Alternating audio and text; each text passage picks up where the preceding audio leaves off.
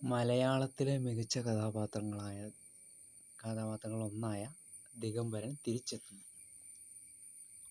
തിരക്കഥ പൂർത്തിയായതിനു ശേഷം അതിലെ സംവിധായകൻ വിവേകാണെന്ന് ചിത്രം ഉടനെ വരുമെന്ന് പറയുന്നു.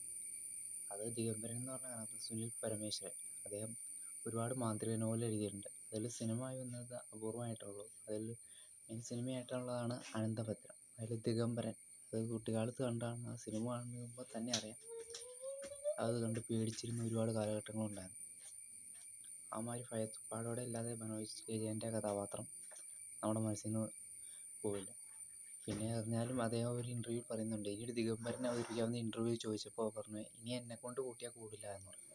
പക്ഷെ എന്നിരുന്നാലും പുതിയ സിനിമ വരുമ്പോൾ ഇദ്ദേഹത്തെ തന്നെയാണോ കാസ്റ്റ് ചെയ്യുന്നത്, അത് വേറെ ആളെയാണോ എന്നുള്ളതാണ്. പക്ഷേ വേറൊരാളാണെങ്കിൽ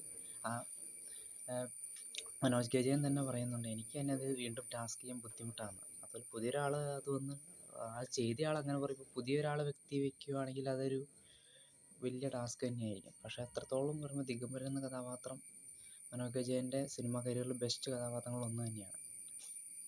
അതൊന്നു തന്നെ ഒരു കഥാപാത്രം തന്നെയാണ്. അപ്പോൾ പുതിയൊരാളെ വെച്ച് എങ്ങനെ ഫലിപ്പിക്കും, അല്ലെങ്കിൽ അദ്ദേഹം തന്നെ എങ്ങനെ വീണ്ടും അത് ആ പഴയ ഒരു ബോഡി ലാംഗ്വേജ് വെച്ച് ഇപ്പോൾ അദ്ദേഹം ചെയ്യുമോ എന്നുള്ള ഒരു കാര്യത്തിൽ ഡൗട്ടുണ്ട്. എങ്കിലും അദ്ദേഹത്തിൻ്റെ ഒരുപാട് നോവലുകൾ, പ്രശസ്തമായ നോവലുകൾ എഴുതിയിട്ടുണ്ട്. തീർച്ചയായിട്ടും ഒരു മാന്ത്രിക, കുറേ നാളായി ഒരു ഹൊറർ സിനിമയൊക്കെ കണ്ടിട്ട് മലയാളത്തിൽ പിന്നെ ഒരു സിനിമ പ്രതീക്ഷിക്കാം, നോക്കും.